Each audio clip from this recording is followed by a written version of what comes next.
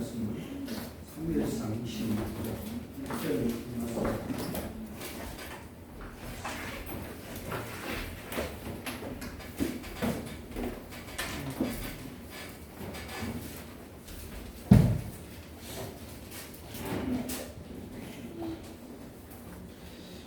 10사람이 기브아에 와서 사울에게 이르러 가로되 다윗이 광야 하길라 산에 숨지 아니하니이다.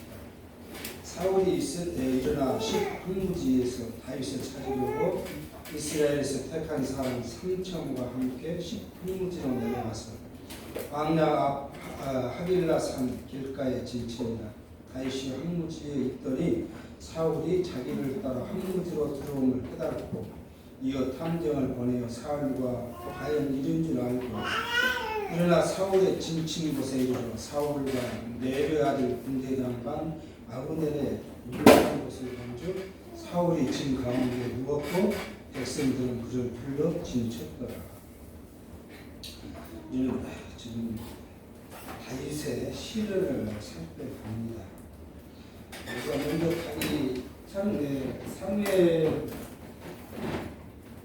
사무엘상 하의 주제는 사무엘상 하의 주제는 다윗 왕국의 창건입니다. 이 다윗 왕국의 창건을 하기 위해서 하나님께서는 어떻게 승리하시는 먼저는 누구를 보내냐면 마지막 사사 사무엘을 보냅니다. 사무엘의 출생이다. 성장 과정을 말씀하시는데 그냥 사무엘만을 이야기하는 것이 아니라 사무엘과 누구를 대비해요? 엘리라는 제사장 가문과 사무엘을 대비해서 엘리는 망하게 하고 사울은 흥하게 하는 과정을 1장부터 7장까지 설명을 해주십니다.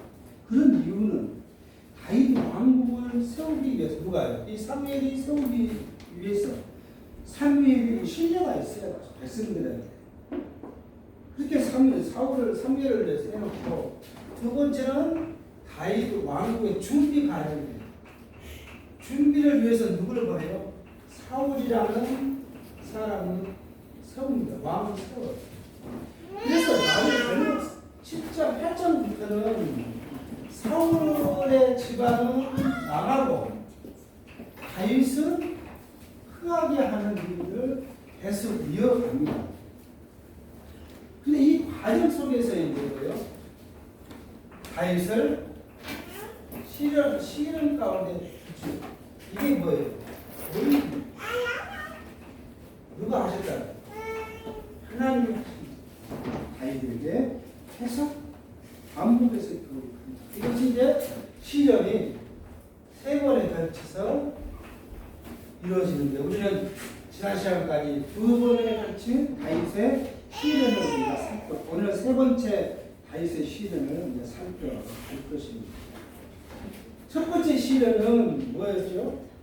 사울 왕궁에서 사울이 다윗을 직접 죽이려는 그런 시련을 겪었으면 두 번째는 계속 사울이 다윗을 죽이려고 하자 다윗은 피신의 길을 계속 가는 친구들이 망명하고 다닌 것이죠. 심지어 어디까지? 모압에까지 갑니다. 그런데 하나님께서는 그거를 끝내지 아니하시고 또 지금 이제 3번째 시련을 겪게 하십니다. 이 모두가 하나님이 하셨다는 전제를 어떻게 교육하고 계신가 하는 거예요. 그러니까 이걸 잘못 해석하면 다윗의 시련이 오늘 우리의 시련과 닉골을 시켜가지고 왜 우리에게 시련이 오느냐 하는 인간적 방법으로 해석해 보려고 해요. 사실은 구속사 신학이 성경의 체계를 잡지를 못하니까 누구를 중심으로요? 사람을 중심으로 해석해요. 그래서 인본주의예요. 사실 구속사가 사람이 무엇을 잘못하니까 하나님은 벌을 내주시고 사람이 회개하고 돌아오면 뭐예요? 다시 회복시켜주시고 그거 어디에서 있었어요? 사사기에서 계속 있었거든요. 그러니까 사사기를 갖다가 오늘 우리에게 딱 대입시키면 우리 역시 그렇게 해석을 한 거예요. 내가 좀 아프면 뭐예요? 아, 내가 무슨 잘못했을까? 이렇게 이제 했어요. 그러니까 과거 우리가 그런 시절이 있었잖아요. 다 기성교회에서 신앙생활 할 때 성도가 아프면 뭐예요? 죄 해결 그렇게 공부를 받았어요. 그럼 안 아픈 사람 죄를 안 지었습니다. 그러니까 인본주의로 성경을 해석하면 우리는 그렇게밖에 해석할 수가 없어요. 그리고 어때요? 파편적으로 성경 한 대를 읽고 자기 생각과 주장을 이야기할 수밖에 없어요. 그게 설교예요. 하나님은 어디 가고 없어요. 누구 이야기예요? 목사의 이야기만 하고 있는 하나님. 그래서 사실 성경 신학이 하나님 중심의 신본주의 사상을 갖고 있다는 것에 대해서 우리가 굉장히 놀랍다는 것을 이해할 수 있어요. 그래서 세 번째 하는데 이 세 번째가 끝나고 나면 그 다음에 뭐예요? 네 번째는 다윗의 형통이에요. 이 형통을 위해서는 뭐가 있겠어요? 사울은 저물어져가지고 다윗이 등장합니다. 사울이 블레셋과 싸우면서 죽고 다윗이 헤브론에서 두 지파, 이게 사실은 한 지파이죠. 유다 지파만 가지고. 그런데 이제 유다 지파, 세번 지파는 유다 지파 안에 속해있기 때문에 두 지파가 왕을 세웠습니다. 왕을 합니다. 진정한 왕을 한 뒤에 그러고 나서 통일 왕국을 세워주시는 것이 네 번째 일이죠. 이렇게 이제 살펴갑니다. 오늘 그 중에 이제 세 번째 실현에 대해서 살펴갈 것인데, 먼저는 이 10사람이라고 와 있어요. 우리 지도책에 보면 10이라는 나라 도시가 있어요. 이 10사람이 여기서만 나온 것이 아니라 앞에서도 나와요. 10사람들이 누가 사울에게 가서 다윗이 어디 있습니다 하고 고발을 해줘요. 이 10사람은 누구예요? 다윗과는 뭐예요? 같은 지파의 형제들이에요. 그 형제들이 사울한테 가서 또 이야기합니다. 사울한테 뭐라고 합니까? 19무지에 다윗이 있다고 지금 이야기를 합니다. 그러니까 사울이 이스라엘 사람들 중에서 3,000명을 데리고 다윗을 찾으러 10항무지에 왔다. 이 다윗이 이제 그걸 보고 정탐꾼을 보내서 사실인가를 확인한 후에 사실 멀리 좀 떨어져 있죠. 그리고 정탐꾼을 보내봤더니 사울이 지친 곳에서 잠을 자고 있고 백성들은 뺑 틀려 맞고 있다. 그 이야기를 지금 성경하고 있습니다. 그러고 난데 이 세 번째의 시련은 세 가지 일을 해요. 세 번째 시련은 세 가지 일을 합니다. 첫 번째는 다윗이 사울을 위해서 피신 생활을 하고요. 두 번째는 뭐 하냐면 갈등을 일으켜요. 누구 때문에요? 사울이 가드라는 블레셋으로 도망을 가요. 도망을 가니까 그 가드 왕이 이제 오늘 뒤에 쭉 나올 가드 왕이 사울을 영접을 하고 그를 한 성읍을 줘서 살게 해요. 근데 사울이 가드를 갈 때 군사가 600명 가량 되고 저 가족까지 하니까 그럼 4명씩이면 2,400명, 3,000명 된 사람이 가서 한 성읍에 살게 돼요. 근데 이 가드왕 그대로 되지 않고 가드왕이 이제 사울을 통해 사울을 치려고 해요. 이 갈등을 해요. 사울이 이 전쟁에 그가 동참해야 되는지 안 해야 되는지 그 갈등을 동참하면 누구예요? 동족과 경쟁을 해요. 그 갈등을 합니다. 그런데 이 갈등 속에서 결국 하나님께서는 또 피할 길을 줘요. 왜? 사울이 다윗이 어떤 사람이었느냐 하고 가드왕의 신하들이 이야기하니까 차라리 보내지 말고 놔두자. 그래서 결국 전쟁에 출전하지 않고 남게 돼서 승리하는 세 번째는 승리의 일들이 이제 벌어지는 것이 세 번째 피신 생활 실현의 성화입니다. 이렇게 하신 것이 뭐예요? 앞에서 말했지만은 하나님께서 모든 일을 주관하십니다. 일하신다는 것에 대한 계시 목적, 계시의 목적이라는 소리가 이미 여러 차례 생각하고 이해한 적이 있습니다. 그러니까 이러한 갈등, 이러한 공고, 이러한 시련, 이 시련에 전도서 기자는 이렇게 이야기해요. 우리에게 무엇이 있다고? 전도서 7장 14절에 사람에게는 형통과 공고를 주는데 이 형통과 공고를 준 이유가 분명하다는 것을 이야기해요. 뭐예요? 사람이 장래 일을 알지 못하게 해서 누구를 경외케 하게? 여호와 하나님만을 경외케 하기 위해서 사람에는 형통과 신을 겸하여 준다. 그 앞에 13절에 뭐라고 하냐면 하나님이 곱게 한 것을 어떻게 사람이 다르게 할 것인가? 하나님이 이렇게 한 일을 어떻게 사람이 저렇게 만들 수 있는가? 그럴 수 없다. 하나님이 작정하고 하신 일은 아무도 그것을 변하게 할 수는 없다. 그러므로 사람이 형통한 길을 주셨을 때 누가 사람이 그걸 권한을 주고 신뢰를 줄 수 있겠느냐? 하나님이 형통치 않고 공고를 줬을 때 어떻게 그걸 사람이 형통케 할 수 있겠냐? 모두가 하나님께서 하신 일이다. 그러므로 우리는 누구를 바라본다고? 하나님만을 바라보게 한다고 이야기를 합니다. 그런데 우리는 살다 보면 우리 생각은 하나님보다는 무엇에 가까워요? 사람에 가까워요. 우리 사람이고 육체를 입었고 사람과 더불어 사니까 어쩔 수 없는 우리의 환경이에요. 근데 이 환경 속에서도 우리를 보호하시는데 시시때때로 여호와 하나님을 기억나게 하고 우리의 공고를 하나님께 부탁하게 하는 것이 바로 우리 하나님의 택한 백성들입니다. 불택자들은요 영원히 사람의 방법을 동원한 것이죠. 그것이 사자와 불택자의 사예요. 똑같은 환경 속에서 우리가 살아가지만 우리는 시시때때로 여호와를 기억하게 하고 그분을 의지케 하는가 하면 불택자는 영원히 인간을 의지하고 인간의 것을 최선으로 삼고 살게 하신 것으로 망하게 하는 거예요. 그게 하나님이 우리를 똑같이 세상에 보내셨지만 살아가는 결과의 차이라는 것을 우리가 이해해야 합니다. 이번 노예 때 그런 것을 이제 좀 더 세미나를 했어요. 세미나보다는 김경 목사님이 발표를 했는데 지금 코로나 사태 이후에 우리가 이것을 어떻게 봐야 되는가에 대해서 이야기를 했습니다. 그런데 우리는 한번 생각해 보면 이러한 공고한 일들이 지금 처음 있는 것이 아니죠. 과거에도 있었어요. 뭐 2세기에도 있었고 3세기는 계속 전염병이라는 것이 있었어요. 흑사병도 있고 이렇게 많이 있었죠. 그럴 때마다 어떤 일이 있었느냐.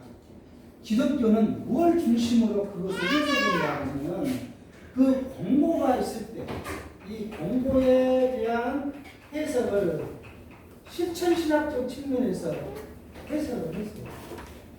그래서 이러한 일이 있으면 기독교에는 원래 사회로부터 도망가는 것이 아니라 사회로 들어가서 어려운 자와 함께 나누는 것을 더욱 믿음으로 했어요. 하다못해 루터 시대에도 전염병이 심해가지고 루터를 지지하거나 따르는 제자들이 그 도시에서 탈출하라고 했지만 루터는 탈출하지 않고 오히려 거기에 남아가지고 지금도 의료봉사를 한 거예요. 그것 때문에 자기 딸이 그 전염병에 걸려서 죽기도 했어요. 실천신학적 입장에서는 이것이 뭐냐가 아니라 이럴 때 뭐예요? 위기가 올 때 선교의 기회가 되어있어요. 이번도 이제 김경 목사님 강론의 이 발표에서도 그런 이야기를 합니다. 그런데 기존 교회가 이걸 어떻게 해석하려고요? 이게 질병이 저주냐 아니냐 그런 생각을 해요. 그래서 이런 일이 오면 우리는 저주하고 보는 일이 있어요. 구약에서는 하나님께서 징계하셔요. 뭘로? 이스라엘 백성들이 죄를 짓 때, 죄를 회개하게 징계하시고, 그래서 그 징계를 보내가지고 이스라엘 그날 뭐 하루 아침에 몇만 명을 죽이기도 하시고 해요. 그러니까 민수기에서도 그런 일이 있고, 뭐 신명기에서도 있고, 심지어는 다윗이 누구를 의지하고 사람을 의지하려고 하나님이 시키지 않았는데 자기 뭘 인구조사를 했더니 하나님께서 노하셨죠. 다윗이 뭐라고요? 내가 전염병을 줘서 한 3만 명 정도 사람을 이 백성을 죽일까 아니면 너를 계속 괴롭힐까 이런 몇 가지 제안을 하셔요. 이게 다윗도 참 비굴해요. 자기가 힘든 것을 싹 피하고 차라리 백성들 몇만 명 죽이십시오 해서 하루아침에 질병을 보내서 죽게 합니다. 왜 그랬을까요? 이걸 우리가 좀 해석해야 돼요. 이것은 이스라엘 백성이 누구예요? 하나님의 친백성이라고 이야기해요.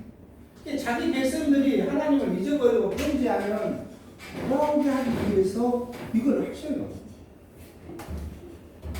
그런데 신약시대에 와서는 뭐라고 합니까? 신약시대의 백성 사람들이 하나님의 친백성입니까? 아니에요. 다 이방인들. 이스라엘 백성 말고는 다 이방된 자들이에요. 이방된 자들 중에서 하나님이 창세전 자기 뜻대로 예정한 자들을 불러서 뭘로요? 교회로 이루셨죠. 신약에서는 이 교회는 뭐예요? 신령한. 그러므로 이 교회에서 이 신약시대에서는 이 질병이 뭐 징계는 이런 말씀이 없어요. 뭘로만 있어요? 예수께서 마지막 재림하실 때 징조로서 언약이 있다고 사방에 언약이 있을 것이라는 이야기를 하세요. 그것이 뭐 징계란 말을 하지 않아요.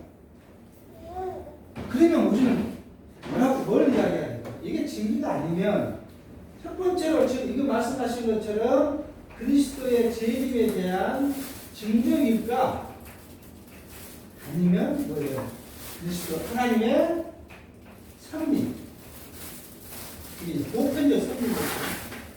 보편적 성리니까 하는 거예요. 사실 우리는 저는 이게 계속 하나님께서는 하나님이 인간의 것을 인간의 힘으로 인간들이 어떤 계획을 할 수 없다는 것은 뭐예요? 계시하기 위해서 계속 질병을 보내서 세상적으로 인간이 할 수 없다는 것을 알게 하시죠.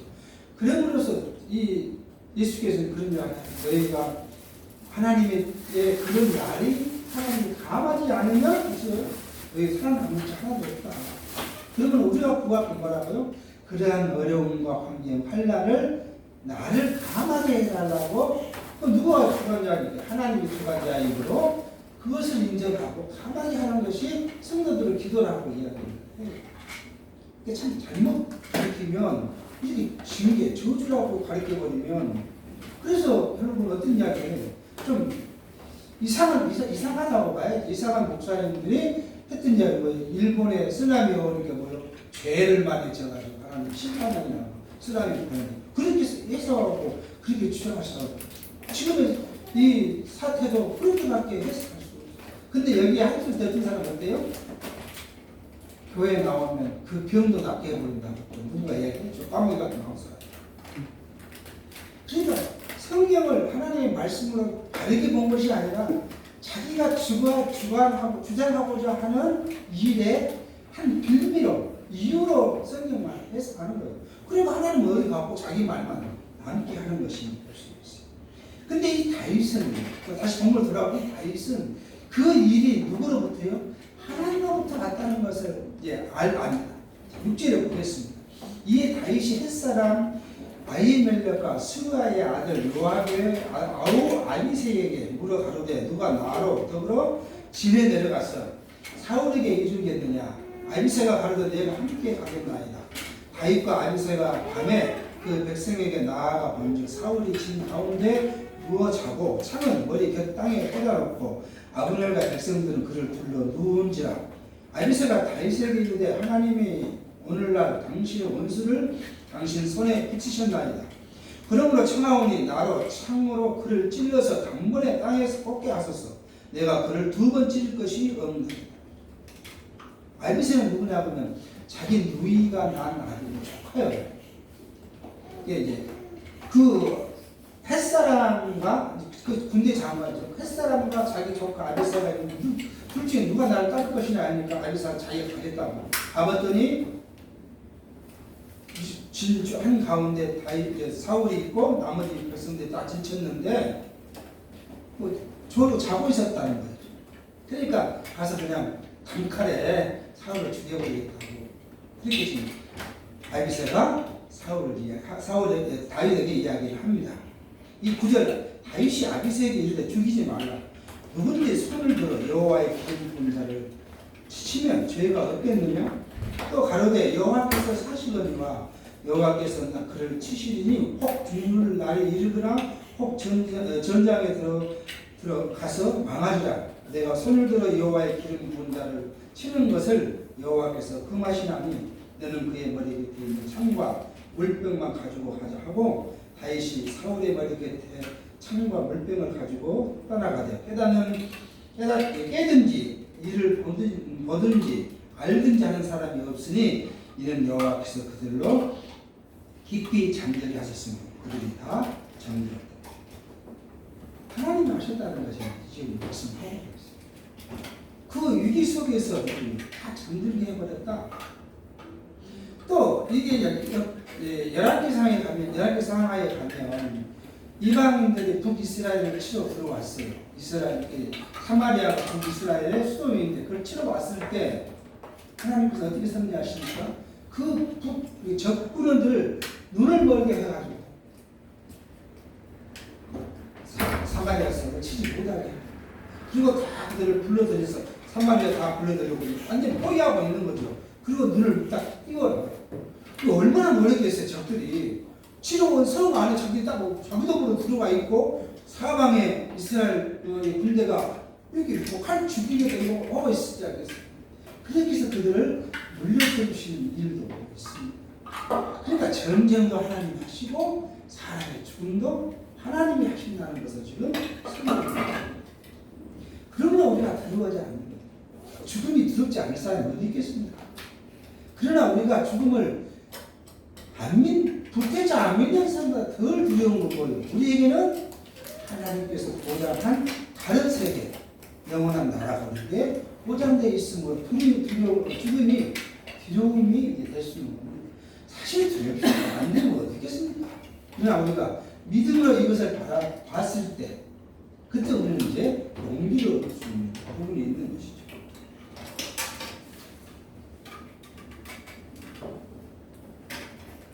13절입니다. 이에 다윗이 건너편으로 가서 머리 산꼭대기에 서니 상그가 멀더라.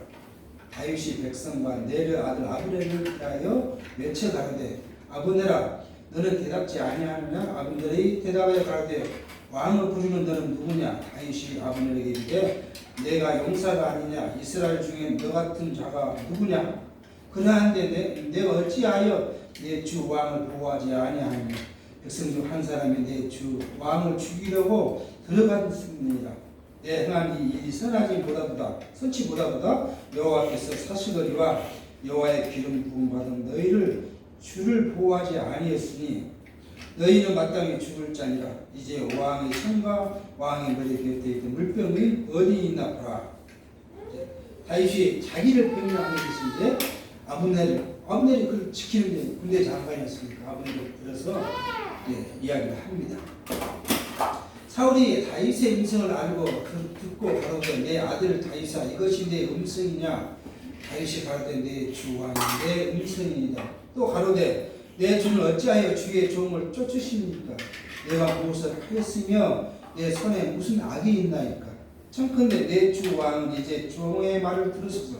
만일 왕을 격동시켜 나를 해하려 하는 이가 여호와시면 여호와께서는 재물을 받으시기를 원하나이다마는 만일 인자히 드리면 그들이 여호와 앞에 저주를 받으리니 이는 그들이 이르기를 너는 가서 다른 신을 섬기라 하고 오늘날 나를 쫓아내어 여호와의 기업에 붙지 못하게 함이니이다. 그런즉 청컨대 여호와 앞에서 먼 이곳에서 이제 나의 피로 땅에 흐리지 말게 하옵소서. 이는 산에서 매출하기를 사냥하는 자와 같이 있어야 할 왕이 한 배륙을 수색하려 나오셨습니다. 자기가 자기를 배려하면 자기는 악이 없고 죽일 마음이 없는데 왜 그러냐? 만약에 하나님이 자기를 죽일 것 같으면 다윗을 죽이려 하신 것 같으면 다윗은 뭐래요? 희생 제물로 죽이겠다. 그렇지만 사람의 이 격동에서 그런다면은 후사들 저주를 받을 것이다.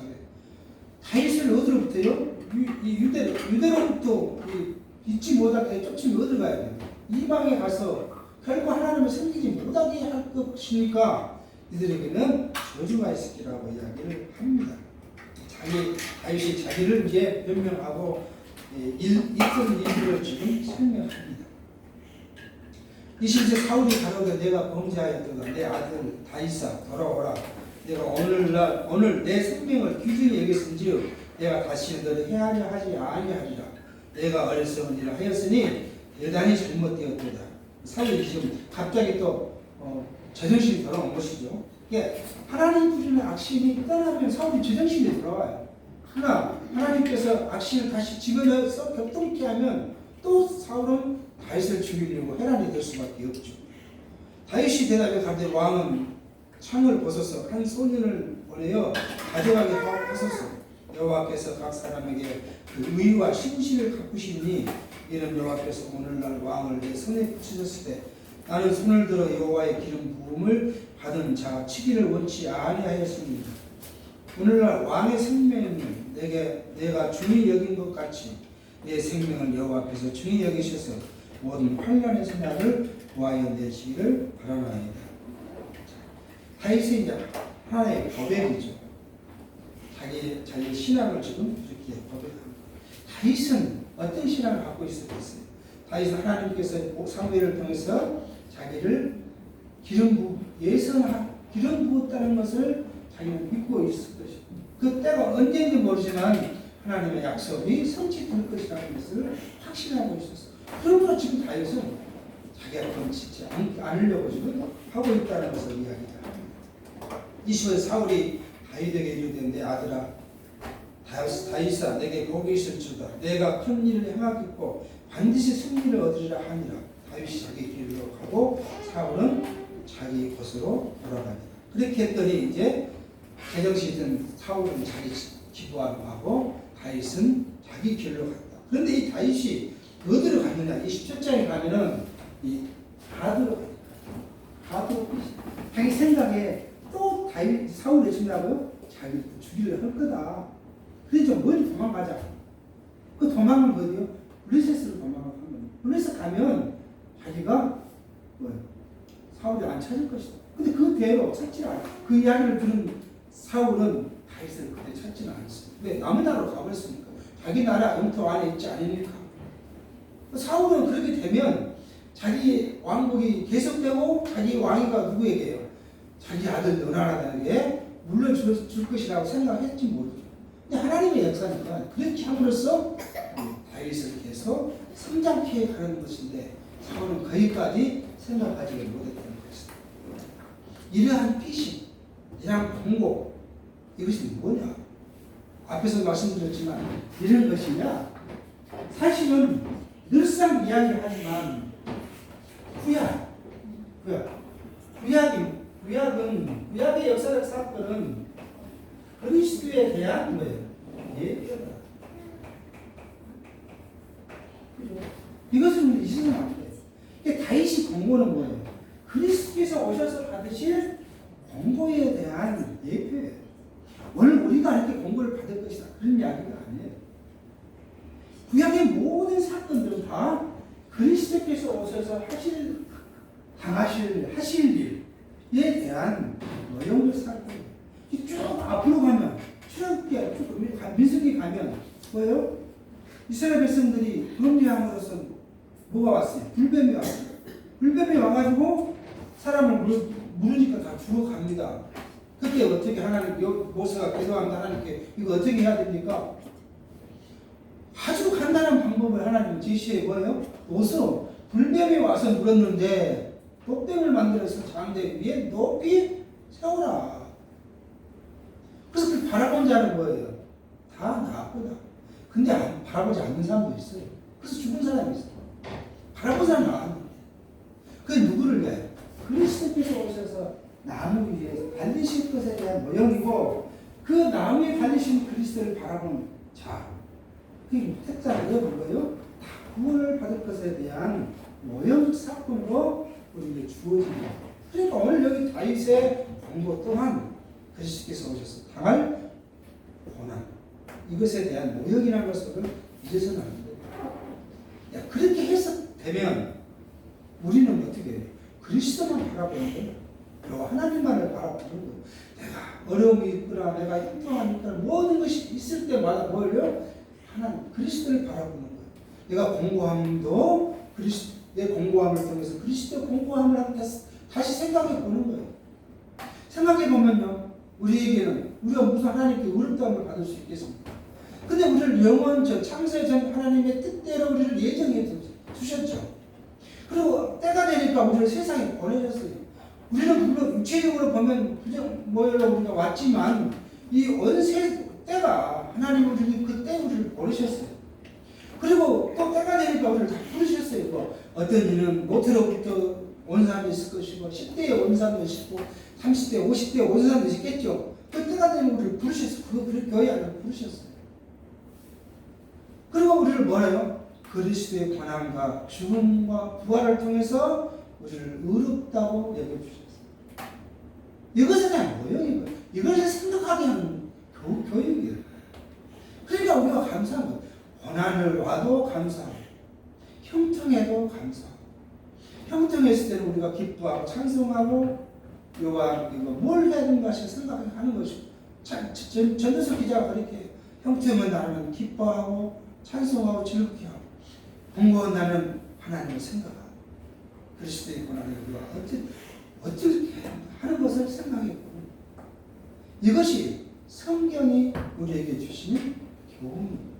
성경을 통해 우리에게 주는 교훈이에요.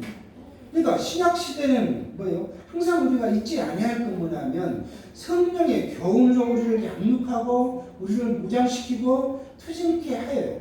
성령의 교훈으로 뭘 통해서요? 성경을 통해서. 이게 성령의 교훈이에요. 그런데 성령의 교훈을 이야기하면 또 행위라고 또 강조해서 행위 강조하고 또 섣불리 이야기하는 참 얼마나 어리석었느냐. 우리는 그런 어리석은 걸 과거에 많이 경험해 봤어요. 그러면 우리는 저 이야기가 아니라 또 다른 목사님의 이야기가 아니라 성경이 성령을 통해서 성경으로 우리를 교훈하고 계십니다. 여러분과 저와 똑같이 교훈하십니다. 그러므로 우리는 성령의 교훈을 따라 믿음의 승리를 위한 전지를 해야 할 뿐이에요. 그것을 우리가 해석하고 그것을 교육하는 것이 말씀이지 무슨 사람이 자기 뜻을 받고 가리킨다고 바뀌겠습니까? 그러니까 이제 사람이 성경을 통해서 가리켜 봐도 변화가 없으니까 하는 일이 뭐예요? 세상의 방법이에요. 그 중에서 가장 요즘 교회들이 하는 일이 뭐예요? 어머니 학교, 아버지 학교, 대안학교예요. 입소를 하면 어머니 학교 입소하면 자녀에게 화내지 마십시오. 남편과 같이 그런 이야기만 쫙 일러놓습니다. 아버지 학교 가는 거예요. 가장으로서 해야 할 일이 이겁니다. 육체적인 것만 잔뜩 이야기해요. 그럼 그럴 때 해요. 이 교육을 다녀보면 그럴 때 해요. 그 이야기가 일반적으로 보면 틀린 말이 없어요.